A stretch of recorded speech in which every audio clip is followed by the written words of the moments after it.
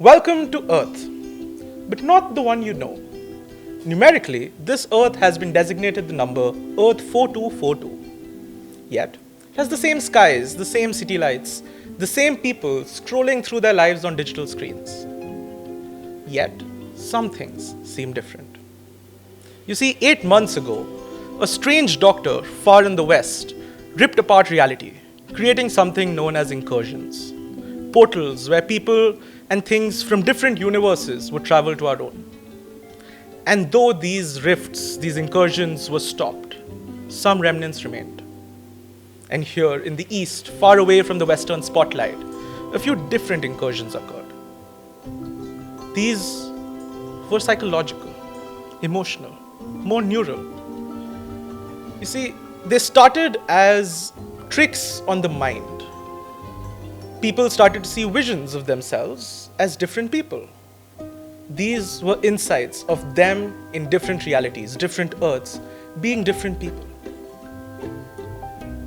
You could be a poet, a pilot maybe even a killer, or a god. Colloquially, and in the papers, people started calling these daydreaming. It was written off. But for some special people, it was more than just seeing visions of who they were. Some people could tap into these realities, grab a portion of these different people and bring it back to them. If these other versions of them could have powers, they could too. These people were called echoes. And today we're going to be meeting 4 such echoed individuals. Not heroes, not villains, just people displaced slightly from who they really are, trying to understand who they really could be. Welcome to Echoed Dimensions, our first mini-series at Featherfallen. La la la, la la la, la la la, la la la la. Go and dream, live the tale.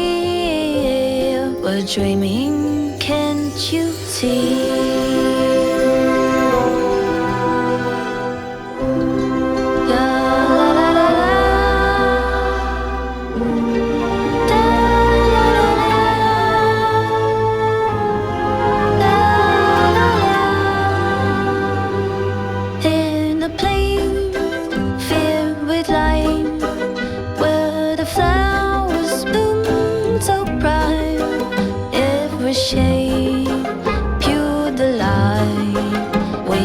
Dancing day to night.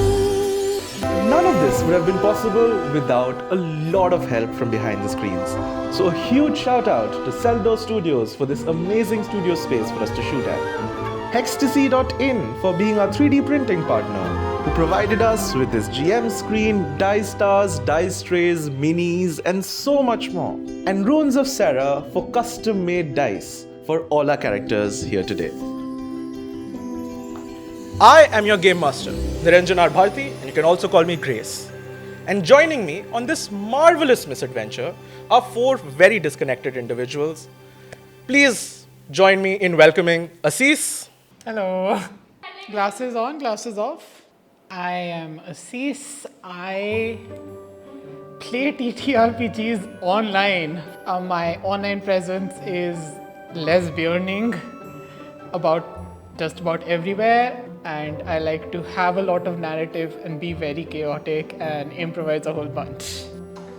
Tab. Kanishka. Hi. Hello. I am Kanishka Singh. I am a lawyer and I've been playing by profession and I've been playing TTRPGs for quite some time now. I started in somewhere around 2020 and I still continue playing. It's pretty fun. Sangeet. Whoa! Delete it. I know words. My name is Sangeet. I've been playing TTRPGs for like 5 years now. And I'm going to make at least one mind-gobbling joke today. And Mona Lisa. Hi. Hi, I'm Mona Lisa and I wasn't supposed to be here. I would play this character.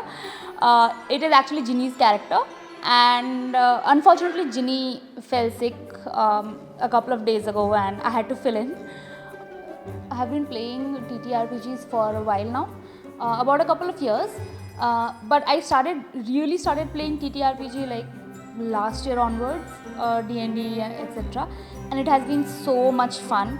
Together, we are here to tell you a story by playing it.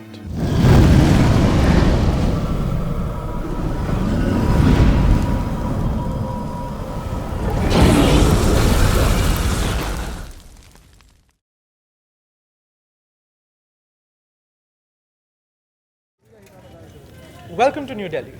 As always, the streets are still crowded, the train's still late, chai is still boiling somewhere in the streets. It's 7 p.m. People are coming home from work on a Friday night. But some echoes seem to be blooming. We cut to a very lavish, posh residency. We see a house completely decked up with decorations of the 6th birthday of a boy. This is clearly a very rich household. You see the kid, the birthday boy, wearing a hat, clearly wearing extremely expensive clothes, something that he should not own at the age of 6. And a few performances happening. You see a small bouncy house set outside at the garden. You see a juggler struggling to juggle the pins that they have. But meanwhile, entering into the room with the passion of, you know what, we're going to get everything right, is a certain someone. Asis, please introduce us to your character and what you're doing. Verity Shields, as she is known professionally, is in this persona a magician and a harlequin. She has a mixture of purple and white and orange mismatched flamboyant clothing, and her hair is pulled up into black and white segments, and she's wearing a black and white theatrical drama mask and putting on her best I can do this face. Verity is walking into the room with a bunch of magical equipment, which she sets down on a table. She's like, "Hey kids, it's time for magic!" I am afraid of most types of clowns, which is why I thought that, okay, if I'm gonna take this archetype of a magician, why not make it some type of clown? And I got the idea to, make her hide her true identity. Like, Dia is just this girl who's kind of unsure about the world and not really vibing with it. But she puts on this mask of a harlequin. She becomes Verity Shields, the most on-the-nose name ever. She is hiding the truth. You see this little boy, the birthday boy, stepping up immediately to your table. He can't even reach the height, so he's just has his hands perched up on the table as he's just looking up at you. His eyes shimmering in happiness as just like, "What all do you have?" Oh, well, what do you think about a balloon? And she blows out one long balloon and immediately starts, "What's your favorite animal?" Monkey. Oh, how about a dog? Monkey. It could be a monkey sitting down. That's not a monkey. Let's forget about that. Let's see what comes out of my hat. And she will take out a hat from a bag, put it on her hair. It doesn't go down all the way on her head. So you're like, "See, this is just a normal hat." I saw something white inside. What? In this hat? No. But maybe there is. And she puts it down, holds it in, and pulls out a jar of peanut butter. Ah! Oh. That Do you like peanut butter? Mom doesn't let me have them. I mean, it's no monkey. I mean, can I taste it? Oh, don't tell your mother. As the kid takes the jar of peanut butter and is just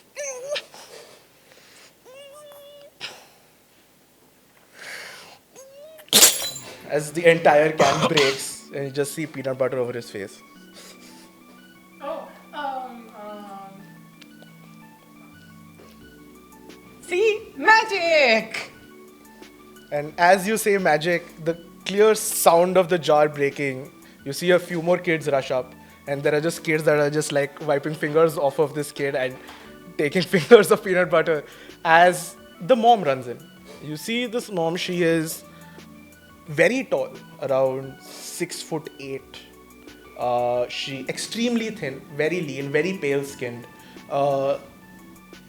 Long blonde hair with streaks of platinum, which don't seem dyed but almost natural. As she's wearing a business suit, almost as if she's still coming from work. Maddie is really tall and a hot mom.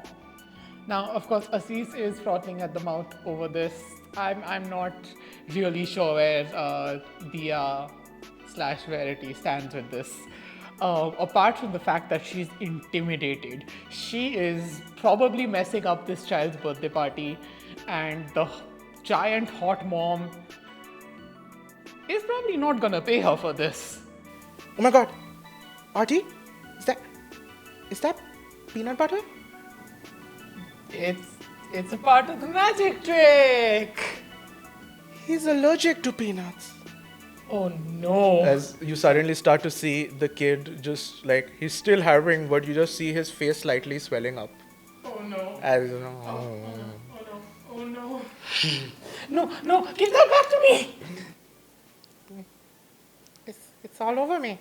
I'm so sorry. I didn't know. I didn't even. I was supposed to take out a rabbit, and then he wanted a monkey, and I mean, how was I supposed to know a magician's gonna get peanut butter? I didn't think that was something I had to inform you. I mean, oh my god. Okay, it's okay. It's okay. Everybody, the party's over. Please go home. I need to take Artie to the hospital.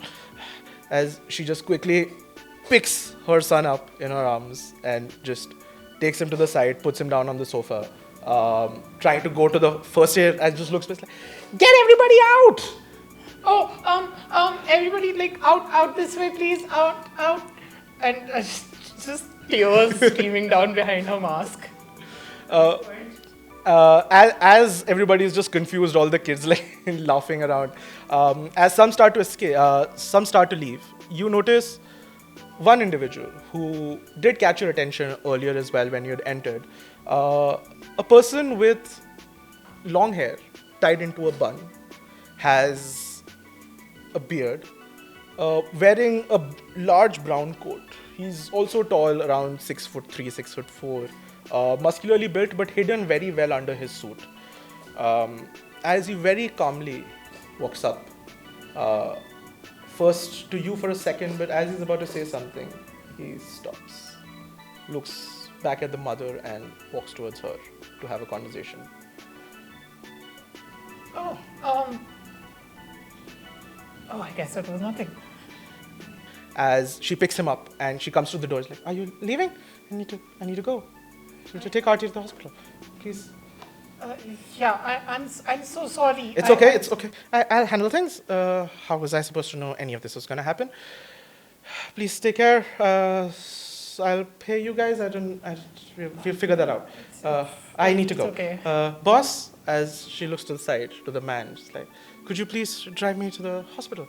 And he just, yes, most certainly. Please wait outside. I'll just be out in a bit.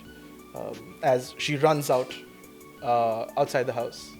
As the man stays behind, escorts you out the door, and as he himself closes the door, it's like, interesting magic trick. I didn't mean to do that one.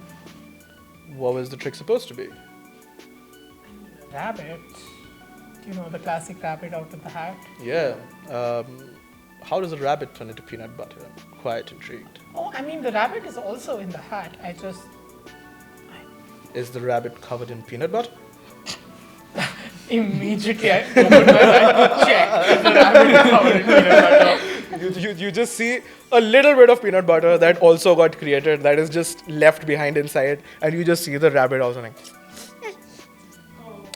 That's okay. You can have that. Okay. Has this happened before?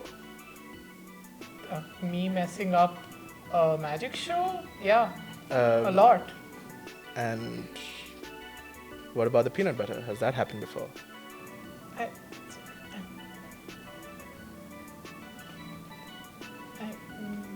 You know what? You don't have to tell me. That's all right. How rude of me. I haven't introduced myself. You can call me M. I am not a very common name around here. Well, I just run a business. Madison actually works for me. She's my assistant. But I actually deal with people like you. Oh, are you an agent? Somewhat. You could say that. Actually, as he digs into his pockets and pulls out a small card, a business card, or what seems like a business card, but as he passes it to you, you notice that it's just the card of a pizzeria somewhere in Khan Market. It's like, this is, meet me tomorrow around noon. I might be able to be of some help. I'm sorry, I'm very confused. Are you an agent or are you a pizza shop owner? Neither. Don't worry, everything will make sense. But I think I can help you and you can help me. Right. Alright, I think I need to handle Artie, if you don't mind. Yeah, no, of course. I need to get going home anyway. I'll see you soon, dear. What? How did you? Did you open my Instagram? As you say that, M has already made his way down the stairs as he goes to the car. As you hear the car turn on and the vehicle leave, you're just left behind with this pizzeria. It says D's Pizzeria in Khan Market.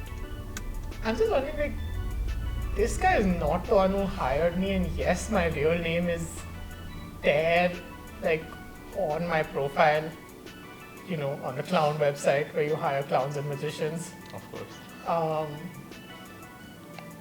I'm just confused, but also I'm just defeated. And yeah, I'm not gonna think about it right now. I'm just gonna go home. I wanted to bring up my peanut butter ability as soon as possible. I should have expected that Niranjan would play with that and make the kid have a peanut allergy. Truly devastating moment for a performer when you nearly kill the person you're performing for. Alright. As you take a cab, going back home, we follow your cab and camera slightly pans away to the Intelligence Bureau's old records. It's pretty dark. It's late in the day now. It's around 9 p.m. Everybody's left. And yet we see a certain individual walking through the dusty dark halls of the archive section of the Intelligence Bureau. Somebody sneaking through the front door. As we see Sangeet, please introduce AJ and... Yes. So AJ, Abhijit Pal Singh is the real name. And AJ is like a really gaunt figure. You see, like, he's like 6'2". He's really like gaunt. You can see, like, he's old as well. You can see wrinkles on it, and his hair is like matted. He's not been taking care of himself. He's wearing like this old grey turtleneck, and he's wearing like a trench coat that's like covering it up. And you see, he's got like a torch in his mouth as he's going ruffling through the files, and just looking for something very frantically. I would say at this point, let's make the first roll of the game. Make a survey roll for me. I will add one drive immediately because this is also my gilded. Okay. That's a 3 failure. You're taking the Gilded 3? Yeah, for Gilded sure. 3, Yeah, of course. so you can get back your drive. Getting back my drive. As you start to search through, what are you exactly looking for? Let's say, what's the case you're currently on? So I'm essentially looking for the new occurrences that have just begun. Like, there's been news all over of something weird that's happening, and I've also been one of the daydreamers. So I'm just looking for what is happening because they always, they know something. And Tijori is going to get there first. As you start to ruffle through to find any evidence of what you're looking for, you don't realize that there's this huge table lamp right to your side. And as you start to ruffle through, you find something which immediately catches your eye. But as you lean forward to get it, you hit the table lamp falls, the light breaks as you can hear the glass. And you immediately start to sense footsteps from outside, somebody coming up. I'm going to try my best to gather as much stuff as I can find. I'm going to run the other way. Like, I'm not sure if he would know the escape route, but whatever he just intuitively knows might be the escape route. Somewhere there is stairs. He's just going to head there, collect all the files and run. All right. As you collect the files very quickly, not realizing what you're even collecting, you just start to think of the closest staircase and you start to sprint for it. And almost in the blink of an eye, you find yourself in front of a lobby at a staircase. But you start to hear that the footsteps are coming up. In front of you, there's an elevator that's there, empty, open, right in front of you. There's no time. I'm going to run into the elevator. What floor am I on? Does it say? The archives library would be on floor 4 or floor 5 of this building. Well, this is quite something. Let's go. I'm going to, whatever's the highest number, I'm just going to. Okay. You press the number 13 on. You press the number 13 on the elevator, and as the door closes, you just see a hand stop the door, and the elevator door opens up, and you see a man standing in front of you. Long hair tied into a bun, has a beard, pretty tall, around 6'4", 6'5". Very sharply dressed, muscular but hidden very well in his suit. As he walks in, do you mind? I'm so sorry. Of course not. Please come in. As he stands in, are you going up or down? There's no down. The elevator door closes. And just very simple elevator music, just some jazz music starts to play, very calming. As you start to see the numbers go up, but you can feel the fact that your elevator is going down slowly. As this man just stands there. Interesting files you've got there. I see what you're working on, if you don't mind me asking. It's confidential. Most see. of the stuff here is. I didn't catch your name, I'm so sorry. I'm M. A. I mean, M's the guy, right? M's the guy who gives you the deal. M's the guy who brings you into the fold, right? So immediately I clocked. I was like, yeah, you're going to be the one that I'm going to be. Like, I'm either going to backstab you, you're going to backstab me, or a third secret thing is going to happen. You see, I saw what you did there. Peculiar magic. Well, I would say all magic is somewhat peculiar. When did you learn to use it?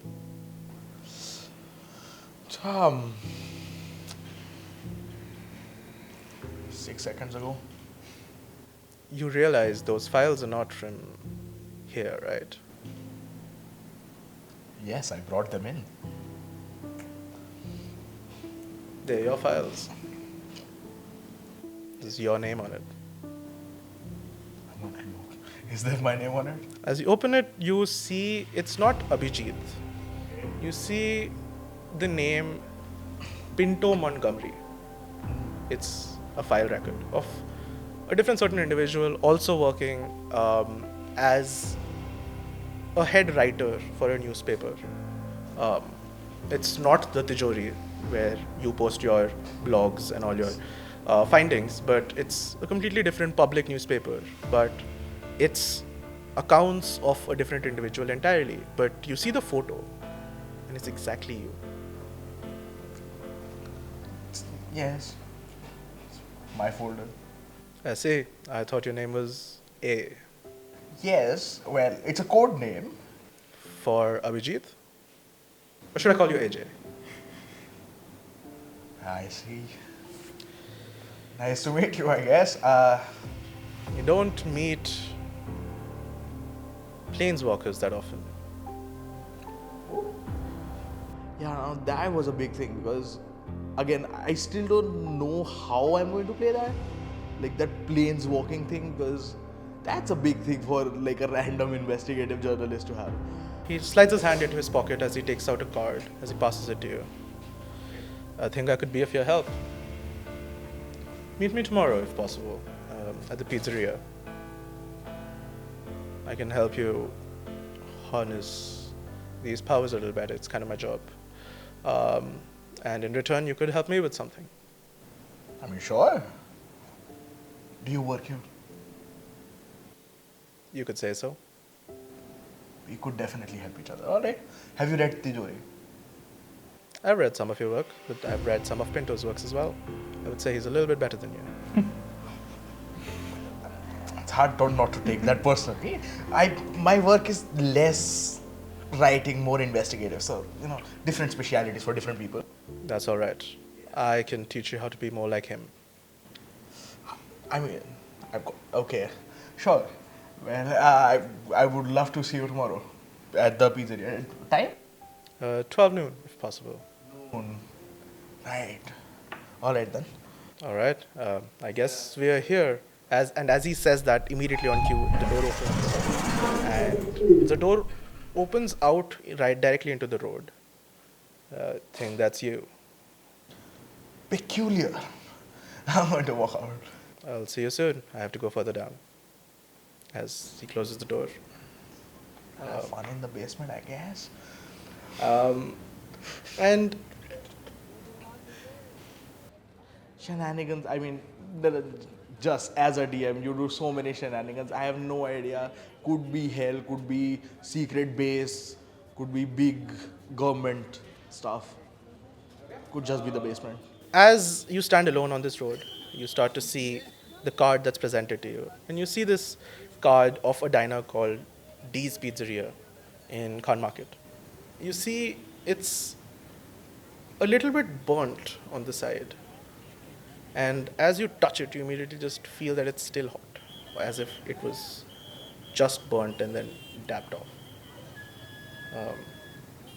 As we cut from here to North Campus, we are in a basement laboratory.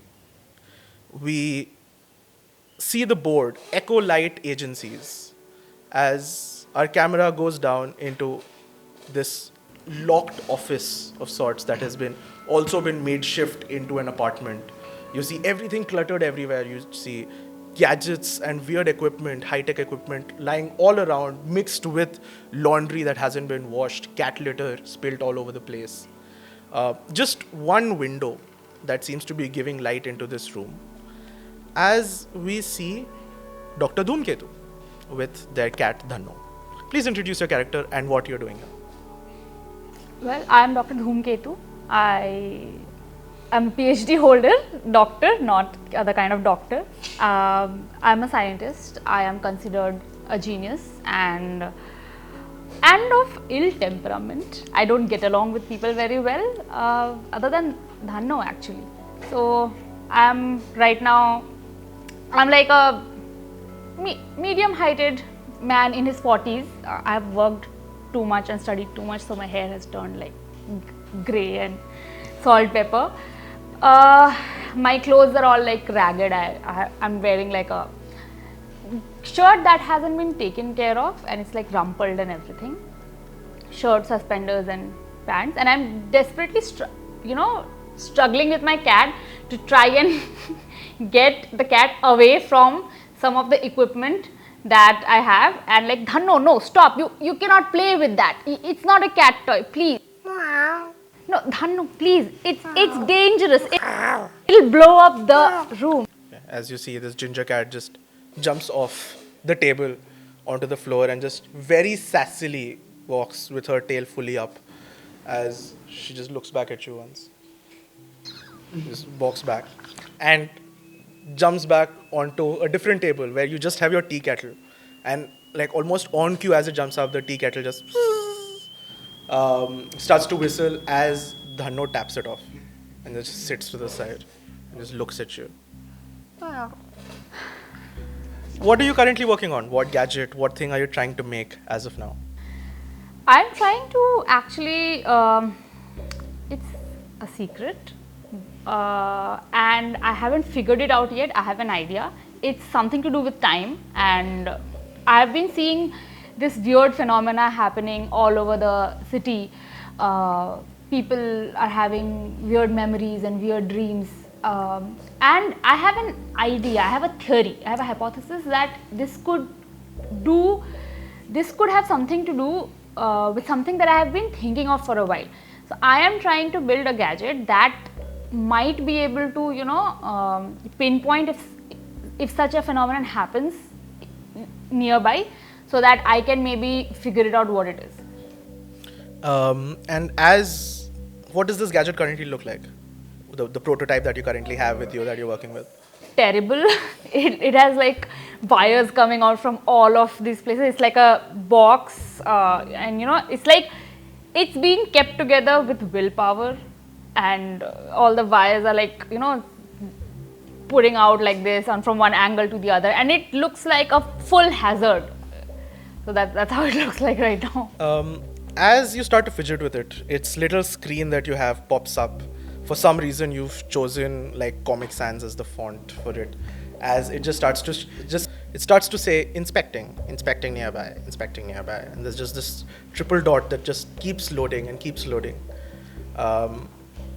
As you start to feel the machine start to shake a little bit, it starts to stir. You can hear the gears in it start to move. As I would like you. Make an analyze roll for me. Yeah, so focus roll. So, okay.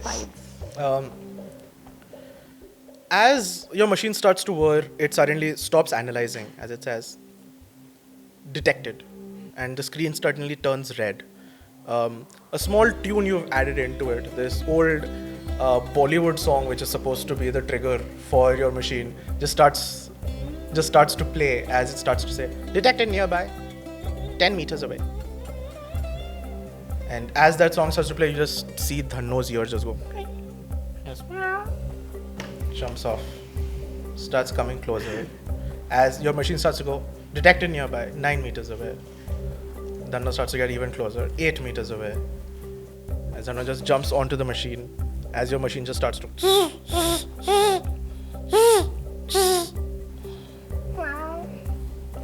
It's you?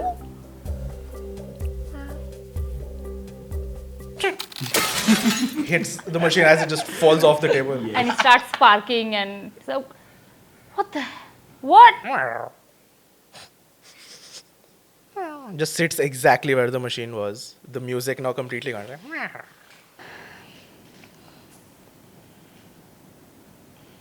You're doing this because I didn't give you the treats, right? I fished into my pocket and I gave out some tuna treats and I gave it to Dhanno. Just smacks your hand to drop it.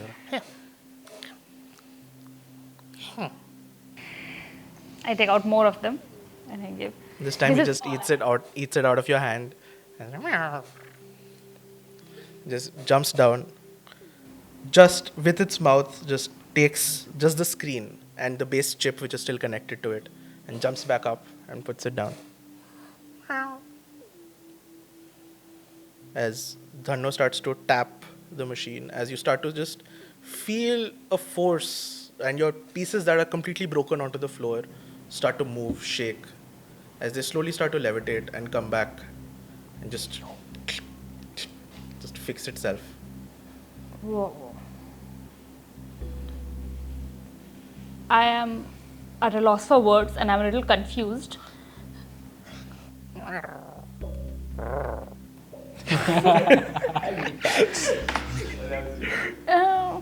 You know what? Makes sense. You always came off as more than a ginger cat. And as like Dhanno immediately gets very prideful and just stands up, you start to suddenly hear something snap from up above. And as soon as you look up, you notice the tube light, this hanging tube light that you have, this very old sway hang, just the wire of it just snaps and starts to fall immediately on top of Dhanno. I just move out of impulse. I cover Dhanno and I just like do my hand like this to try and hold the light or Yeah. push it away so that Dhanno doesn't get hurt. Like I just rush to Dhanno and do that. Like it's out of instinct, pure instinct because.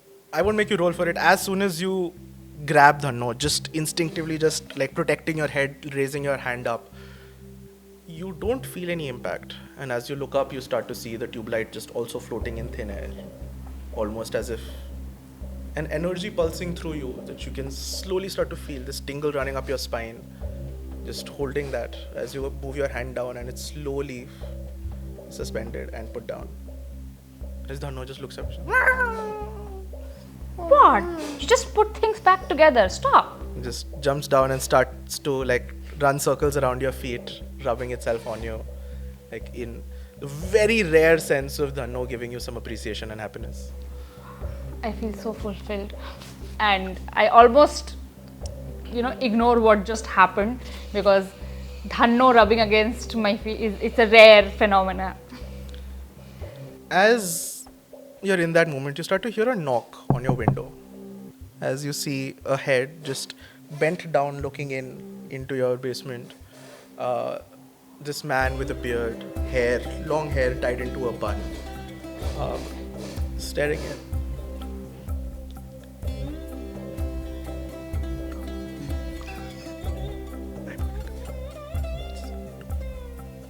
As he just walks to the side, not even towards the direction of where the entrance to your place is. And in the matter of like 10 to 15 seconds, you hear another knock on your door. Just through the window, just. And I'm like very confused and I go and open the door like a creak, not fully, but a creak. Hey, can I come in? Why? I'm a friend of your cat. I look at Dhanno. You immediately see Dhanno's not even inside, he's already gone outside. He's just like rubbing himself against this man's feet. You have a social life that I don't know about? Come in. I'm like, As he just raises his hand and the cat just bounces and jumps onto his hand and crawls up, sits on his shoulder. I am quite jealous, but I try not to show that.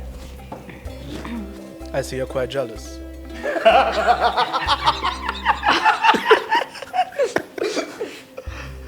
No. Why would I be? Don't worry. I'm usually not a cat person. I did not trust him. I mean, weird guy turns up in the window and then comes in, clearly has some mysterious powers and knows of me and my cat. What do you want? Well, actually, I'm a big fan of your work, by the way. I have seen a lot of the things you've made over the years. Quite interesting work, Doctor. Would love to work with you. I'm M. Are you one of those people who's just going around recruiting random people who are, doing stuff? Well, that's a very vague way of putting it, but sure. You know what I mean. You see, I'm actually here to recruit your cat. I think you come with the cat, don't you? That's disrespectful, but all right. Well, initially I thought your cat was the only one that's special, but apparently you are too. So, gotta give you some credit. Where credit's due. Hurts, but sure. I can help you. Don't worry. I can help you control all of this, all the problems that you're having. Also help you out if you can help me. What kind of help? We can talk about that tomorrow over some pizza, as he slides his hand into his pocket and gives you a card for a pizzeria. Tomorrow at 12, Khan Market. I hope that's not too far for you. Look at the card and I'm like, I'm lactose intolerant. I'll just get you some bread, some sauce, some vegetables. Don't worry, I'll have some tuna for you. Sure, alright, if Dhanno approves. What time? Sometime around 12. Alright. Alright, I'll be there. And Dhanno. Yeah, please bring the cat too. That's more important. If you can't make it, that's fine. Please send the cat over. Cat's not even lactose intolerant. Sure. Thank you. Yes, he just rubs the cat in the chair and tries to take him off, but you just see Dhanno just fully clawed, perched onto M. It's just like, Dhanno, it's your meal time. So you just. It's your free time. I think it's time for you to leave. thank you so much. See you tomorrow. As he walks out, you're just left with Dhanno, who's just looking up at you. Fine. He jumps back up, looks at the machine. It's gonna. There's no chance you're gonna put that back together again. Are you?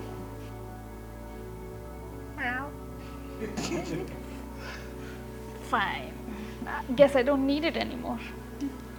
It's also hard to stay mad at you. Come on. We gotta figure some things out for tomorrow's meeting. We cut from one basement office to another basement office. We find ourselves in Okhla. As we see one person with just a chair set up right in the middle of the room, almost as if they've cleared everything around them so that it's just them, everything else sticking to the walls as close as possible. As we meet Gemini. Please introduce us to Gemini. Okay, so Gemini is currently sitting in the middle of the room with his legs up on the chair, his arms wrapped around his legs and his head just like perched on top of them, staring off into space apparently because the room is pitch black. There's no light, there's nothing on. He's wearing what I wasn't allowed to wear, black.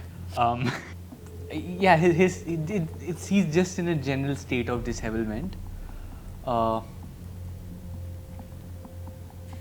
And, you know, to an onlooker spirit, were they there, they would notice that his eyes were unfocused as if he was staring into, you know, he was looking into something that wasn't there, right? Around the room seems to be very disused, I would say. Right, like there's a thick coat of dust on mostly everything, except the floor on which you see some steps. He takes out a dice, and he just like he puts his hands around it, rolls it onto the floor, and that's a 5. As you roll this 20-sided dice just onto the floor, there's no other sound. You can't even actually see the dice yourself. But as the dice rolls, you see just the number 5 rolled on top just shimmer for a little bit. Enough for you to see it for a second. As it fades away, you start to see a small bulb in the corner of your room just light up. Blinks once. You see a tube light on the side. Blink once. You see your TV screen that's been put to the side, which is not even connected to the circuits. Just. You see the watch that you're wearing just change its time and come back to normal. And finally, you hear a sound, almost like the radio starts to turn on. And the news starts to play. This news is not of today. You immediately realize because you've heard this news before. You've heard this news dozens of times, maybe even more. You've heard this news on loop.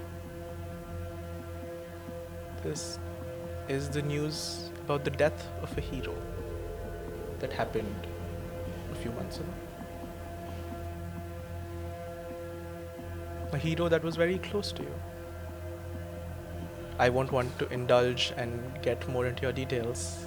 So as soon as that happens, while the sound of the radio is playing, I brush a ring upon which is the symbol M, and I just I touch it. As soon as you touch it, you almost feel the energy from that radio that turned on, just volume just going down as if it's draining of battery, and your ring starts to light up a little bit as if having taken it in, and then it turns back off. You're suddenly back in pitch darkness, no sound, nothing, just you and your thoughts. Gemini, very, hesitatingly, just puts a toe to the ground, just taps it a little bit, Okay. finding stable, gets up, a little jerkily with uncertain steps, and walks towards the door. As you start to walk towards the door, with every step you're taking, you start to see every electrical appliance next to you, just the same way the bulbs did, the TV did, the radio did. They just all just turn on and off as if you passing by them, just surged a small electrical charge in them and it just dissipates. As you get to the door, you hold the doorknob. Make a sense check for me. I'm spending one drive. All right. Let's say 3. Yeah. As you hold on to the doorknob, you realize this has happened to you before. Whenever you were testing out your powers in this room, all this energy starts to dissipate, but you've studied science enough to know that energy can't be created nor destroyed, and this has to move somewhere. And anything that can conduct, hold on to it, does. And as you grab the doorknob, you just feel this entire surge of electricity that passes through your hand from the doorknob, and the door just gets blasted open.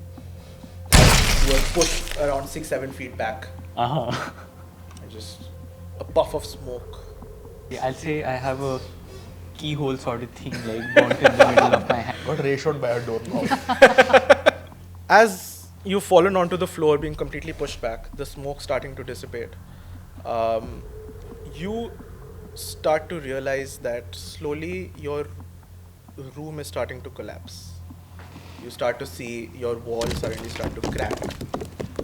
I try to shuffle about and just make a run for it. A move, yeah. Please make a move roll for me. Just one dice. Yeah. Let's go. 5. Beautiful. All right. You make a run for it. Thankfully, your door is at least blasted open, or you don't need to open a door. Yeah.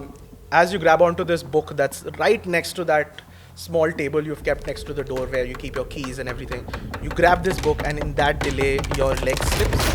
You fall out, but your shoe slips off your foot back inside as just the threshold of your door falls onto your leg.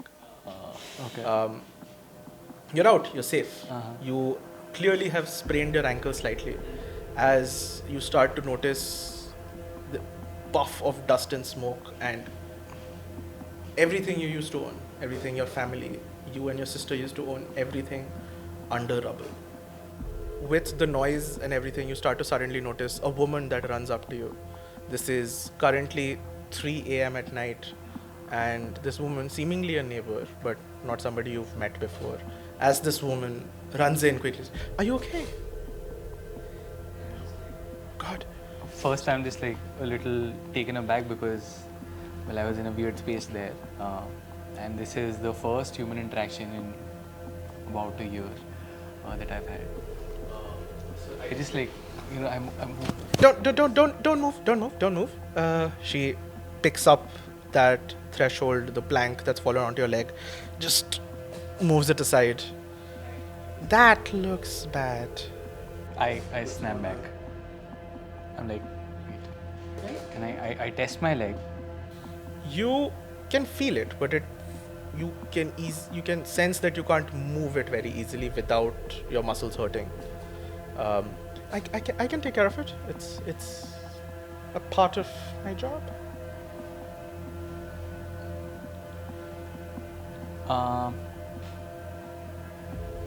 Can I roll my dice again? Sure. Right in front of her. Yeah. Okay. That's a 13. Okay. I'd say I trust her. As right in front of her, you roll this d20. She just looks at it confused as the 13 just shines for a little bit, simmers, as you start to feel this small current in your head. You start to hear a voice very similar to this woman standing right in front of you. As you hear a voice to say, "Shit, he was my responsibility. I was supposed to make sure he doesn't get hurt. God, I hope he doesn't." Fuck. It's all in your head as she's just, can I please look at that? I look around. Do I see anyone around? No. I'm just like, I shrug and I'm like, sure.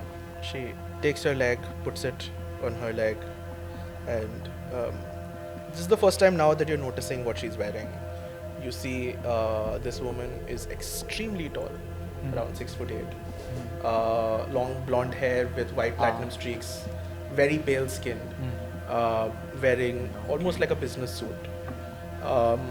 But from her pockets, she quickly takes out like a cloth wrap, which is not something you would expect coming out of that pocket. She immediately takes it and just starts to very tightly put it around your leg to almost bandage it. As you hear a voice from still coming through the cloud of smoke that's surrounding both of you, "That's not your job, Maddie." As a man walks in, also tall, 6'4", long hair tied into a bun, has a beard, muscular body but hidden very well in a suit. As he walks in, very calmly. Maddie seemed fine. Maddie seems like a person I can trust and, who's helped me. But as soon as M came out, I was like, there's something up with this guy. Looks at the both of you lying down on the floor. Maddie, that's all right. I think he can handle it. Yes, sir. Sorry. As she stands up and takes a few steps back, standing right behind him. As this man looks at you. Quite the state you've got yourself in, Gemini. And who might you be? I'm a businessman. I work in the kind of trades that you and your sister find yourself at. I'm not a tradesperson. Well, I hope you soon will be. I would love to work with you, if possible. I used to work with your sister.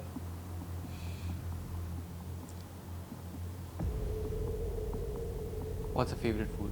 Well, we used to usually dine on pizzas, Hawaiian, but she told me that you don't like pineapples. Okay. Could I lend you a hand? As he extends his hand to try to help you up. I try to help. I do try to get up myself. All right. Just make a simple move roll for me.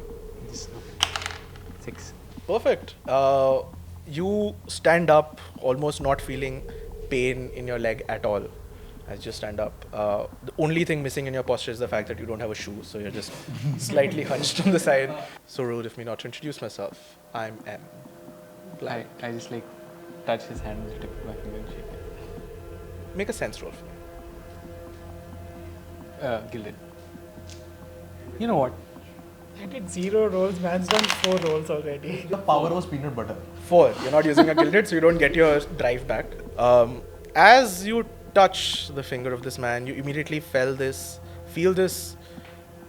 electricity spark from that fingertip all the way to your head.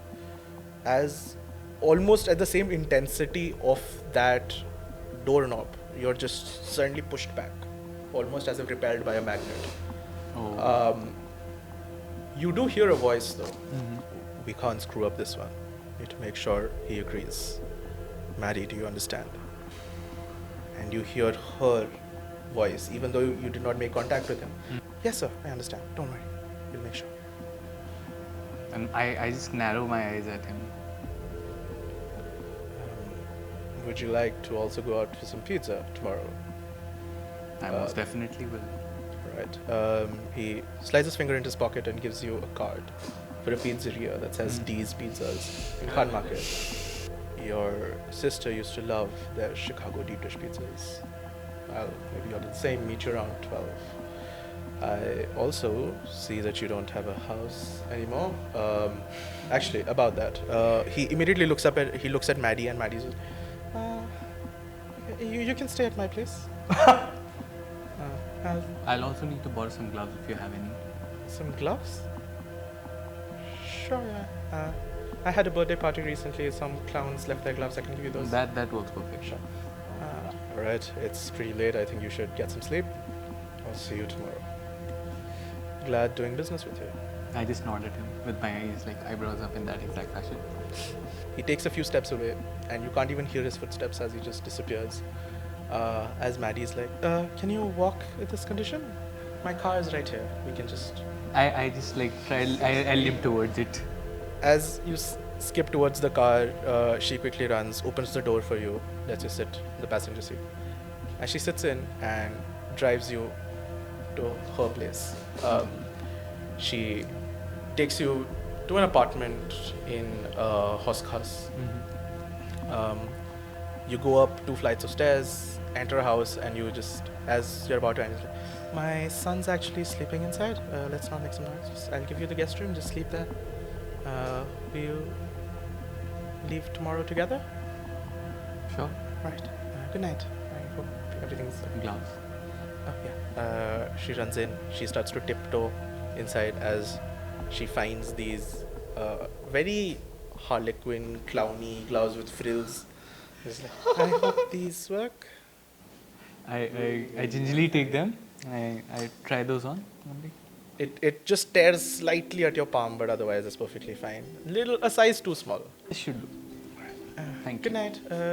As she leads you to your room, take some rest. And we all cut to the next day. It's around noon. It's Saturday. And as Khan Market starts to get very crowded, people slowly start to come in, shops start to open. Our first car stops. You see a woman step out with her kid. As she's just stepping out, opens the door for you. As you step out, and it's like, it's right there. As she points at a very old, dingy pizzeria, almost stuffed in the middle of a bookstore and a cafe. Just one door that clearly had a full name, but everything else is almost muddied because of old age, and all that's left is D, and then the rest of the word disappeared and pizzeria. As she opens the door, as the door opens, you hear the bell of the door ring.